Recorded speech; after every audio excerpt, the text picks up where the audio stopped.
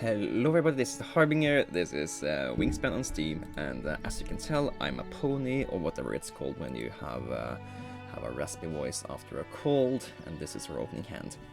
So I immediately like to cult it. It's a great bird that gives us additional food in the early game and gives us points in the end game. So that's a great, and it has a huge flexibility. It has plenty of egg spaces, so it's really good. It's also decently cheap.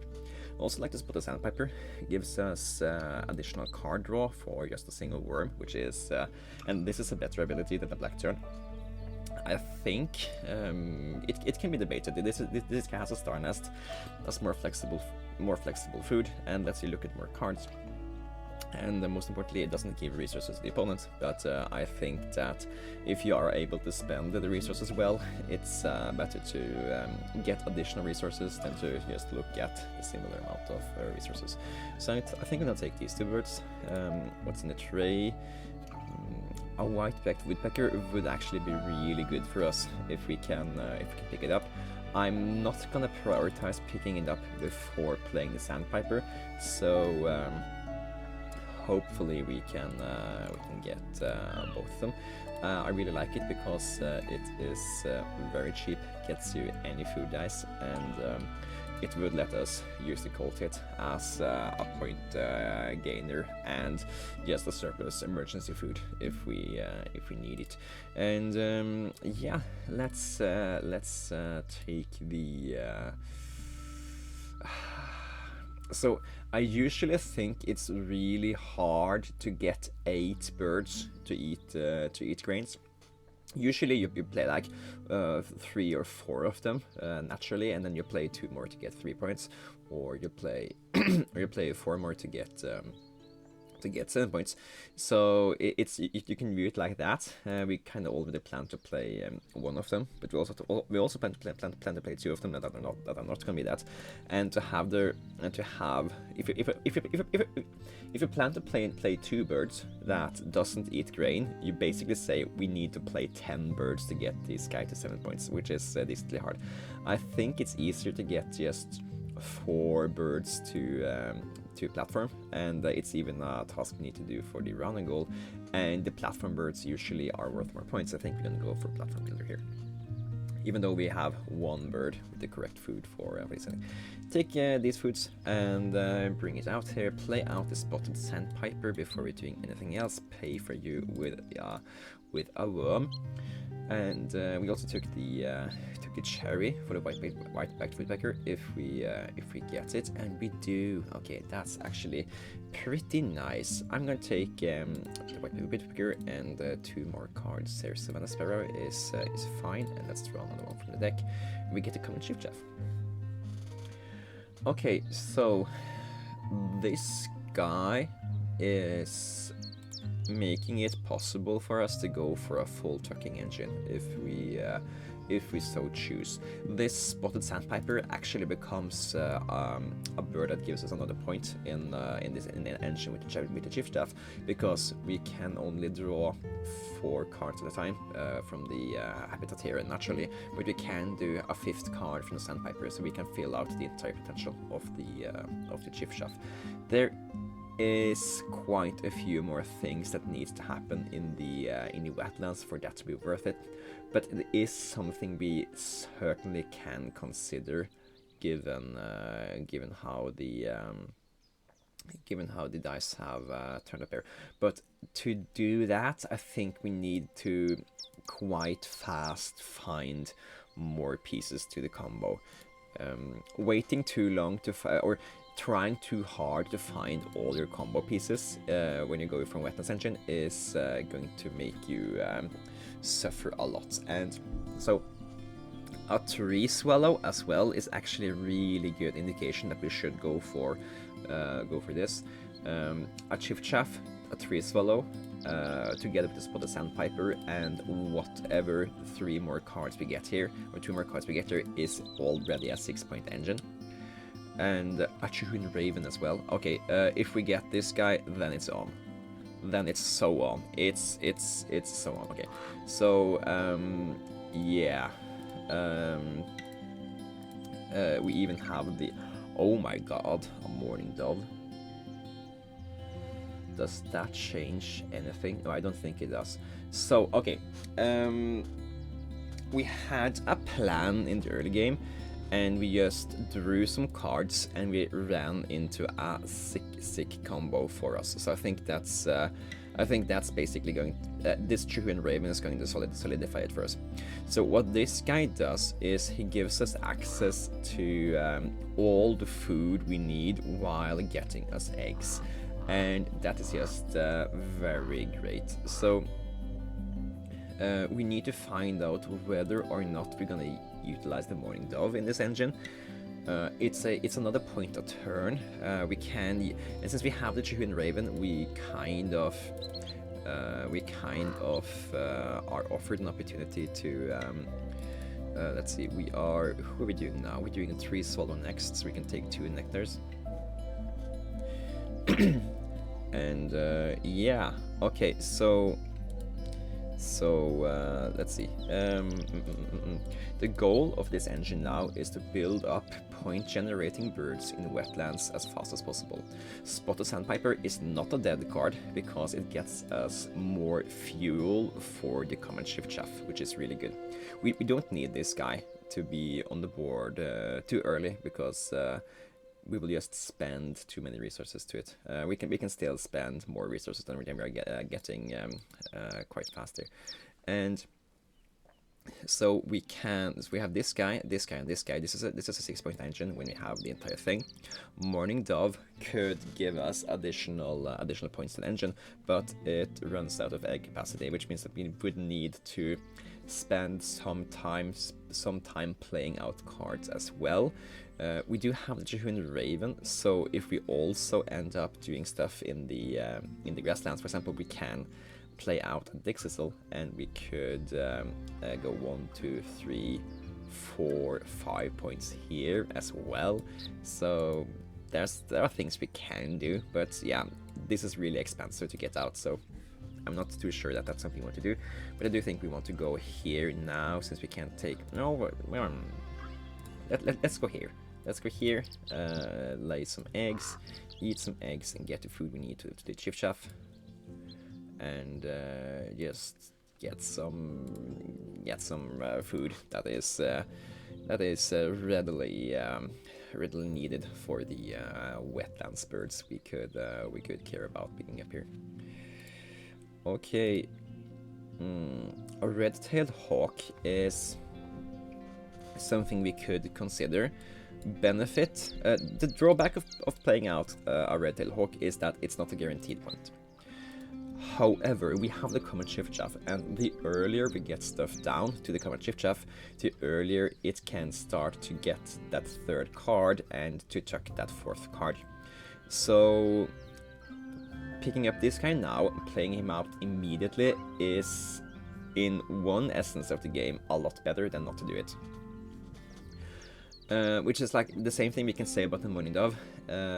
Playing it out now is a lot better than... in that case, we should have spent the other food for the common Chiffchaff. We can have played out the Morning Dove pretty fast. But yeah, that's just the thing. It's also a bird we could use for the platform builder, in case we pick up both the eagles to round it off. But it's not... I'm gonna pick it up here just to have it as an option. Common loon, not gonna be beneficial for us. Black-throated diver, not gonna be that beneficial for us, since we already have a 5th card drawn here. Colted, not gonna be beneficial for this game. Take these cards, then we are going to cycle Crimson Chat, find the Sacephoebe, and draw another card here. Hooded Merganser. Yes, I think we just plan on playing out the red-tailed hawk here, and there is something to be said about doing an in-between move to play out the Dixisel, just to be able to cycle more cards into resources every time we go here. We do need to activate the Raven at least once more, because we don't get enough food and enough eggs for this anyway. So I do think I do think it's beneficial to do that.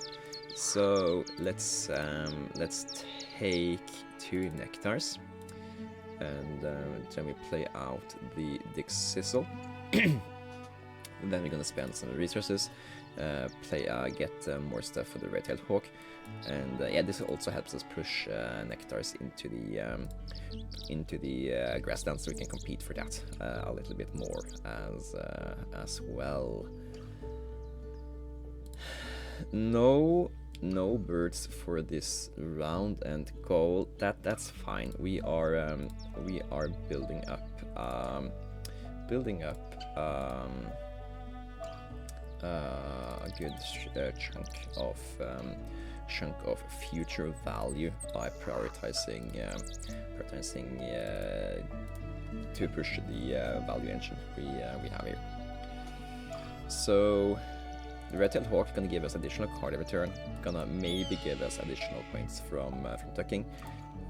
It's about 70% chance to hit the goal on this guy, so it's not the best bird, but I think it's better than I think it's better to draw this additional card, have the chance, and have the access to the fourth tuck than it is to not do it. So let's do this now. Draw some more cards. Neither of these are particularly interesting. This guy just takes food. It doesn't give us points, so we don't care about that. That's another point. Okay, eat all of these guys. Scoop, scoop, scoop, scoop. And you cycle a card. Come on, Coco. Don't care about that. And we draw another card here. And that's Hummingbird. Yeah, so we do have the engine online. We have currently guaranteed 5 points, a possible 6th point in this game. Ooh, European Goldfinch. We certainly need the opponent to not have access to that, because we're gonna take a lot. So just taking that off the table from the opponent is decently good for us. I don't think we should spend time to play it out, because playing out this guy would cost us 3 turns, 2 turns in going here, and a 3rd turn to just play it out.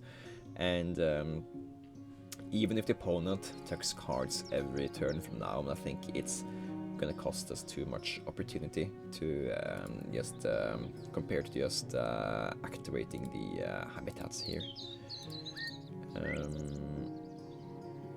Yeah, I do need to remember to actually deal with this guy though. I can't just say that we should deal with it. I actually have to do it as well.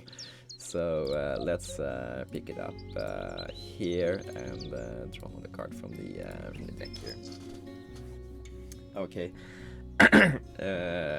So now it's nearing its. So, okay, so I'm kind of readjusting my initial thoughts here. I said that we don't want to play out this guy because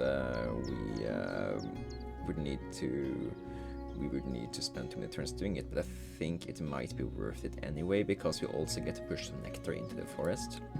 Opponent has 1 nectar here, we can push 3 nectars. We can also spend the 4th nectar to play out the Morning Dove, and if we spend 2 turns to take 4 nectar, we are left. We should have saved some of the cards for Dixissel value, but that's just the way it is. Then we can push some eggs into the red-tailed hawk and the Chihuahua raven, so we can get this guy going. And then it's like 2 turns to do this. Then we almost get maximum value out of the egg capacity in the Morning Dove, and it's a guaranteed 2 more points every time we activate the habitat here, because 1 egg on this guy and 1 more tuck for the common Chiffchaff. So I think it's okay to actually do this. We should have prioritized that earlier, but I didn't realize until it was too late that we should have saved some more cards. But that's fine. eat this egg, take 2 nectars. And yeah, gonna play out the European goldfish first, since the opponent does. If they do tuck, we are happy to have done that. 2 eggs into there. Don't tuck a cards this time, skip it, and no, eat this egg. I don't think it matters long term, since we do have to spend 2 eggs to the morning dove anyway, so. Yeah, and then we play the goldfish here. Sorry for changing my mind, but sometimes it's correct to change your mind. And us having 3 nectars here now forces the opponent to also play something here if they want to re-steal the first place there. Play out the morning dove. It's probably a little weird to play the play a morning dove this late in the game. It's a 0-point bird, but we get at least 5 points from activating it 5 times, and we get 6 points from taking a card to it 6 times. So in that essence, it's 11 points minus the 2 eggs we paid for it. So it's a net 9-point play, and it just solidifies what we are supposed to do towards the end game here. Yeah, we don't get the first. Oh no! We need to have a card in spare for the chisel. So yeah, we lose out some efficiency because the card draw is after the tucking bird, which is it's something you are perfectly allowed to argue with. I think you should play the Chiffchaff a little bit later in the order, because it allows you to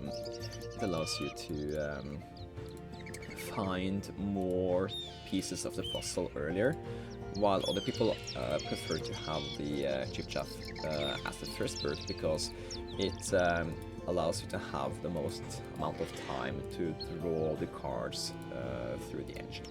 And I think both cases have very valid points.